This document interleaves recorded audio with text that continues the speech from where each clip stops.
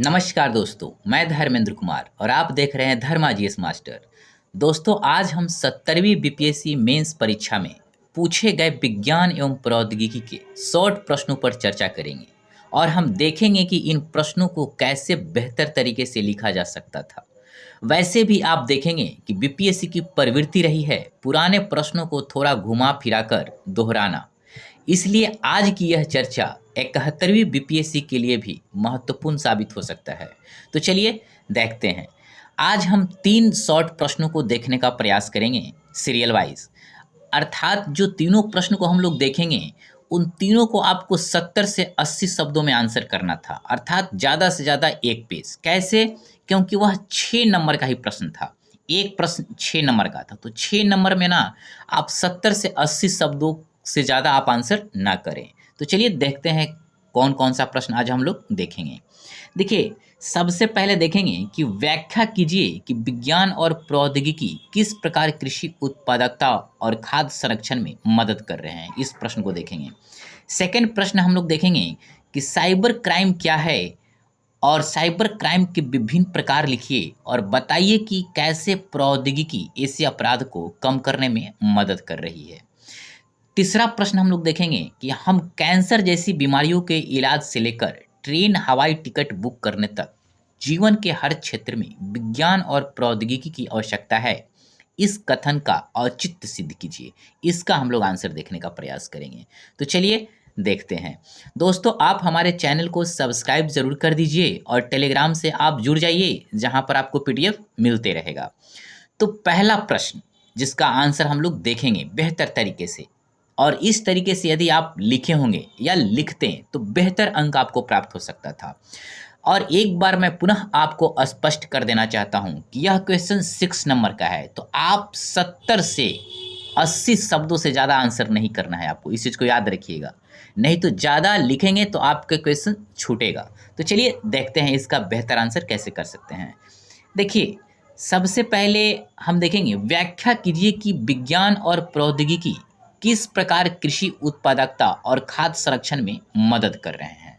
अब देखिए, सबसे पहले भूमिका बता देंगे, फिर इसके मुख्य बिंदुओं को बता देंगे कि कैसे मतलब कर रहा है, और फिर इसकी कुछ ना चुनौतियां बता देंगे और कुछ एक लाइन में सुझाव बता देंगे और फिर निष्कर्ष आपका आंसर हो जाएगा। तो चलिए शुरू करते हैं इसके आंसर से। देखिए, भूमिका क्या बताएंगे।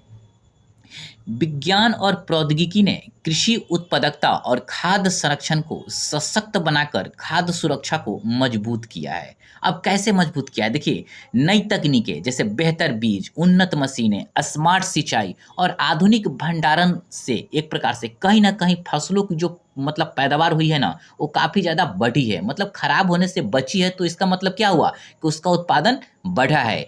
इससे क्या हुआ है, कहीं न कहीं लोगों की जो भोजन की उपलब्धता है वो बेहतर हुआ है और समाज में भूख की समस्या कम हुई है। आप भूमिका बता देंगे। दोस्तों, हम ना हेडिंग डाल के आपको टोटल आंसर को कराने का प्रयास किया है, जिससे आपको याद रहेगा कि नहीं कितने आयाम में इसका आंसर देना था।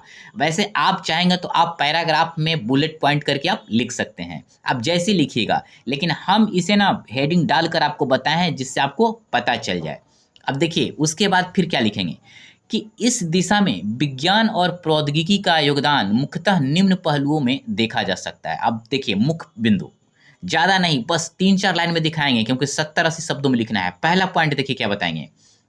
उच्च उपज वाले रोग प्रतिरोधी बीजों के विकास से फसल उत्पादन बढ़ा है। मतलब क्या है? मतलब साइंटिस्ट मतलब वैज्ञानिकों ने ऐसे बीज तैयार किए हैं जो रोगों से जल्दी खराब नहीं होता, कम पानी में भी ज़्यादा फसल देता है। इससे किसानों की उपज बढ़ता है और जब उपज बढ़ेगा तो क्या होगा, उनकी आमदनी भी बढ़ेगी। सेकेंड पॉइंट, ड्रिप सिंचाई, ड्रोन और स्मार्ट तकनीक से खेती में दक्षता व संसाधन बचत संभव हुई है। अब देखिए, इसका मतलब क्या है? ड्रिप सिंचाई का मतलब क्या? मतलब ड्रिप सिंचाई से पानी को ना बूंद बूंद फसल को दी जाती है, जिससे क्या होता है, पानी की बचत होती है। ड्रोन से क्या करते हैं आप?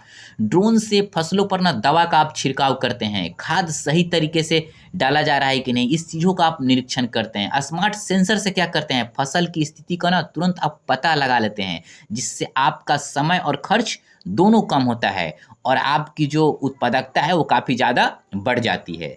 तीसरा पॉइंट देखिए, कोल्ड स्टोरेज, वैक्यूम पैकेजिंग और खाद्य प्रसंस्करण ने खाद्य क्या बोलते हैं संरक्षण को सशक्त किया है। अब देखिए इसको ऐसे समझिए। अब देखिए कोल्ड स्टोरेज क्या करता है, कोल्ड स्टोरेज ना फल सब्जियों को लंबे समय तक ताज़ा रखने का काम करता है। इस बात को तो आपको बखूबी पता है। वैक्यूम पैकेजिंग से भोजन में क्या होता है, कीड़ा मकोड़ा ना नहीं लगता है, इस चीज़ को याद रखिएगा।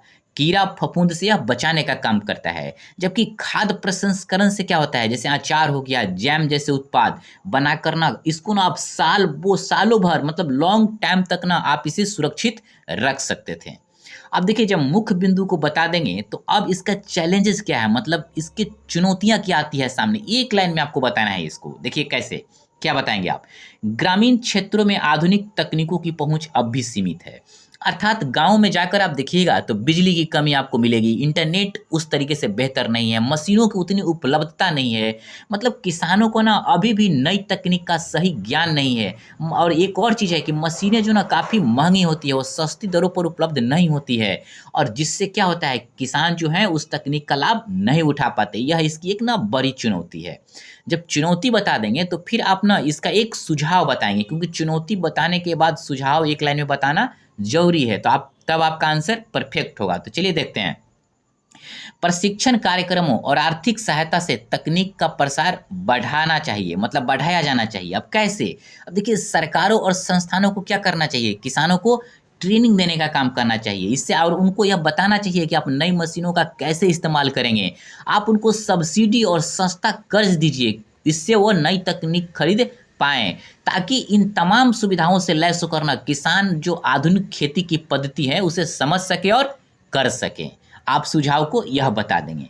फिर एक इसका एक बेस्ट निष्कर्ष बता देंगे। निष्कर्ष देखिए क्या लिखेंगे कि निष्कर्षतः विज्ञान और प्रौद्योगिकी पर आधारित खेती से टिकाऊ कृषि और समग्र खाद्य सुरक्षा सुनिश्चित की जा सकती है। अर्थात अगर खेती में विज्ञान और प्रौद्योगिकी का सही इस्तेमाल होगा तो फसल क्या होगी, फसल और ज़्यादा बेहतर होगी, कम संसाधन में भी ना बेहतर उत्पादन होगा। और जो भोजन मतलब एक प्रकार से जो उपलब्धता पहले कम होती थी उसकी उपलब्धता बढ़ेगी, बर्बादी भी रुकेगी। इससे देश के जितने भी लोग हैं ना उनको पर्याप्त मात्रा में सुरक्षित भोजन उपलब्ध होगा, और इससे किसान भी कहीं ना कहीं बेहतर तरीके से समृद्ध होंगे।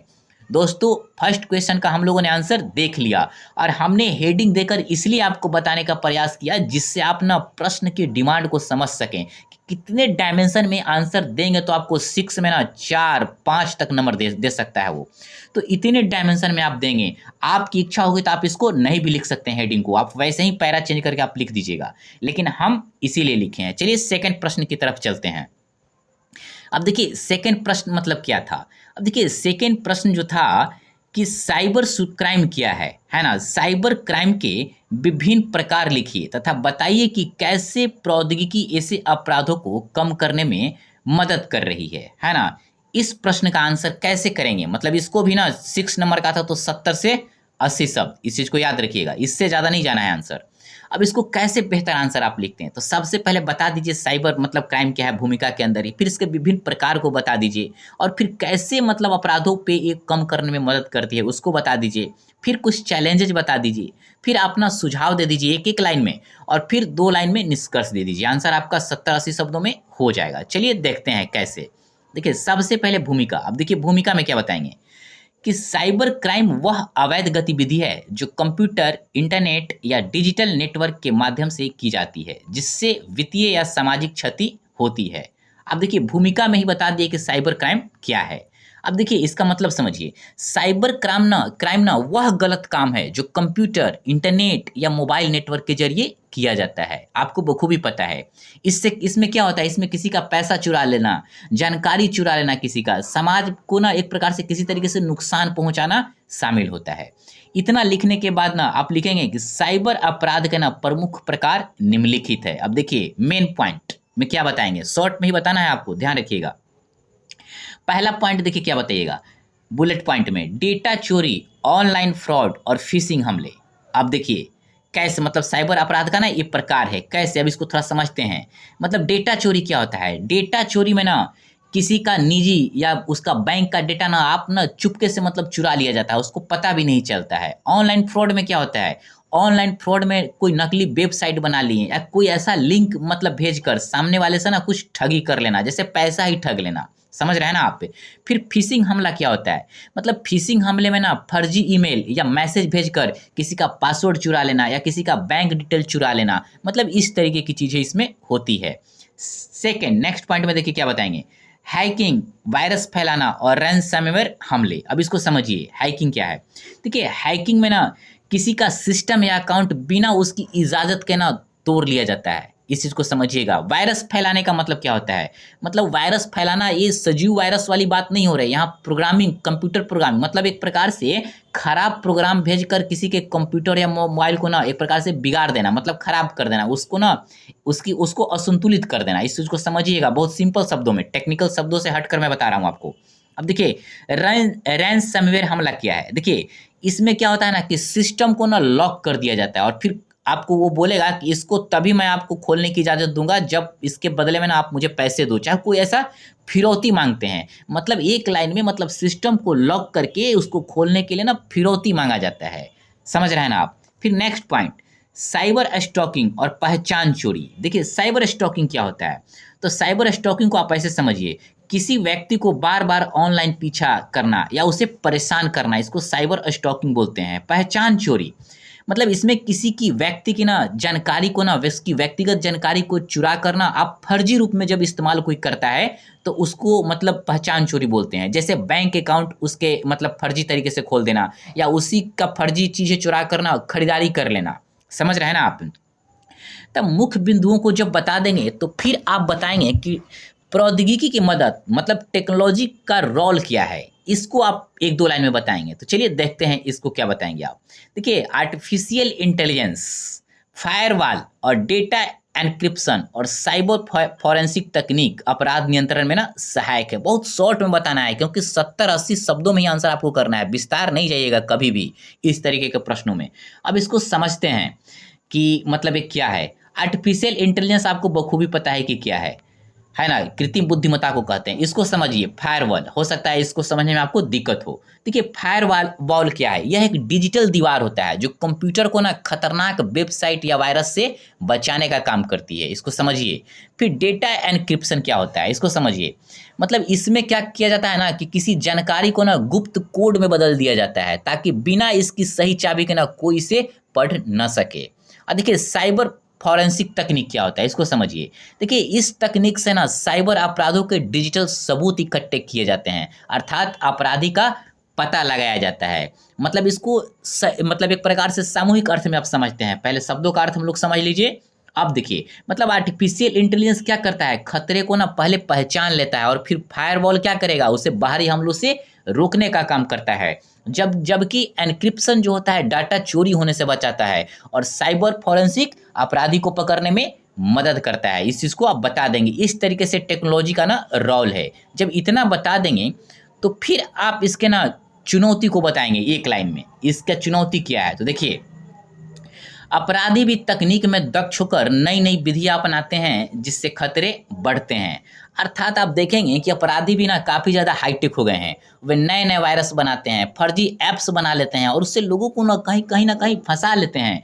और आप देखिएगा ना कि आर्टिफिशियल इंटेलिजेंस का दुरुपयोग करके ना आजकल बहुत बड़े पैमाने पर ठगी भी किया जा रहा है और इससे साइबर खतरे ना बड़े पैमाने पर तेजी से बढ़ रहा है। यह ना एक प्रकार का बहुत ही महत्वपूर्ण इसकी चुनौती है। अब देखिए चुनौती बताने के बाद एक लाइन में ना आपको सुझाव बता देना है। अब देखिए सुझाव क्या बताएंगे, मजबूत साइबर कानूनों और नागरिकों में साइबर सुरक्षा जागरूकता को बढ़ाना आवश्यक है। अब देखिए कैसे, अब देखिए जब कानून सख्त होंगे तो अपराधियों को डर लगेगा और जब नागरिक जागरूक होंगे तो वे फर्जी लिंक, मैसेज या स्कैम से बचेंगे। वैसे भी कहा जाता है कि किसी भी ऐसे ही लिंक पे ना हाथ को दबाना नहीं चाहिए, नहीं तो आप फंस सकते हैं। अर्थात जब दोनों मिलाकर मतलब दोनों मिलकर मतलब एक प्रकार से कानून और आपकी जागरूकता कहीं ना कहीं साइबर सुरक्षा को मजबूत बनाने का काम करेगा। मतलब यह आपका सुझाव हो गया। इसको बताने के बाद ना आप फिर निष्कर्ष बता देंगे। देखिए निष्कर्ष क्या बताएंगे, चलिए देखते हैं। देखिए निष्कर्षतः तकनीक और सतर्कता के संतुलन से साइबर अपराधों को प्रभावी ढंग से नियंत्रित किया जा सकता था। मतलब किया जा सकता है। अब देखिए इसको समझिए, अगर हम तकनीक को समझदारी से इस्तेमाल करेंगे, सुरक्षा की उपाय अपनाएंगे और कोई भी ऐसा संदिग्ध लिंक हो उससे अगर सतर्क आप रहेंगे तो साइबर अपराध को काफ़ी हद तक आप रोक सकते हैं। और तकनीक के साथ यदि जागरूकता आप में आ जाए तो यही इसका ना मतलब सुरक्षा का असली कवच है। दोस्तों हमने सेकंड प्रश्न का भी जितने भी डायमेंशन था उसके अंतर्गत आंसर हमने देख लिया। अब हम लोग चलते हैं अपने तीसरे प्रश्न की ओर आज का। अब देखिए तीसरा प्रश्न आज का हमारा क्या है, तो चलिए इसे देखते हैं। तीसरा प्रश्न जो पूछा गया था कि हम कैंसर जैसी बीमारियों के इलाज से लेकर ट्रेन, हवाई टिकट बुक करने तक जीवन में हर क्षेत्र में विज्ञान और प्रौद्योगिकी की आवश्यकता है। इस कथन का औचित्य सिद्ध कीजिए। यह भी 6 नंबर का है, मतलब 70 से 80 शब्दों में ही आंसर देना है आपको, इस चीज़ को ध्यान रखिएगा। अब देखिए इसका बेहतर आंसर कैसे लिख सकते हैं, पहले भूमिका बता दीजिए, फिर इससे रिलेटेड मुख्य बिंदुओं का वर्णन कर दीजिए और फिर आप इसकी कुछ चुनौतियां बता दीजिए और फिर वही सुझाव और फिर निष्कर्ष। चलिए देखते हैं इसका बेहतर आंसर कैसे हो सकता है। आप देखिएगा मैं हेडिंग इसीलिए डाला हूं कि आपने इसको बेहतर तरीके से समझ पाए आंसर को, कि कितने डायमेंशन में आंसर देना है और बेहतर नंबर आप प्राप्त कर सकते हैं ऐसे लिखकर। चलिए भूमिका पहले देखते हैं। देखिए विज्ञान और प्रौद्योगिकी आज मानव जीवन का अभिन्न हिस्सा बन गए हैं, जो स्वास्थ्य, शिक्षा, संचार और परिवहन समेत प्रत्येक क्षेत्र को प्रभावित करते हैं। अब इसको ऐसे समझिए, आज हर काम काम में ना तकनीक का मतलब हाथ हो गया है। इलाज के लिए मशीनें, पढ़ाई के लिए ऑनलाइन क्लास, बातचीत के लिए मोबाइल हो, इंटरनेट हो, यात्रा के लिए ना फास्ट परिवहन सुविधा। विज्ञान ना हर क्षेत्र को ना तेज और सुरक्षित और काफ़ी हद तक ना आसान बनाने का काम किया है। यह आपका भूमिका हो गया। अब देखिए फिर कैसे इसका औचित्य सिद्ध करेंगे, जो प्रश्न में जो पूछ रहा था। इस कथन को निम्न प्रमुख उदाहरणों के माध्यम से उचित ठहराया जा सकता है। इस लाइन को जरूर लिखिएगा क्योंकि प्रश्न को ना आपको मतलब भूमिका को मुख्य आंसर से ना लिंक करता है यह। अब फिर मुख्य बिंदु मतलब मेन पॉइंट क्या बताएंगे, तो चलिए देखते हैं। मेन पॉइंट वही शॉर्ट में बताएंगे 3-4 पॉइंट में। तो देखिए क्या बताएंगे कि कैंसर जैसी बीमारियों के इलाज में आधुनिक तकनीक निर्णायक भूमिका निभा रही है। अब कैसे निभा रही है तो आप समझिए। अब देखिए अब robotic surgery, radiation therapy, artificial intelligence से बीमारी को क्या किया जा रहा है, जल्दी पहचान लिया जा रहा है। और जब जल्दी पहचान ले रहे हैं तो उसका सटीक इलाज भी होता है। इससे कहीं ना कहीं मरीजों की जान बच जाती है, उसका जीवन बेहतर हो जाता है।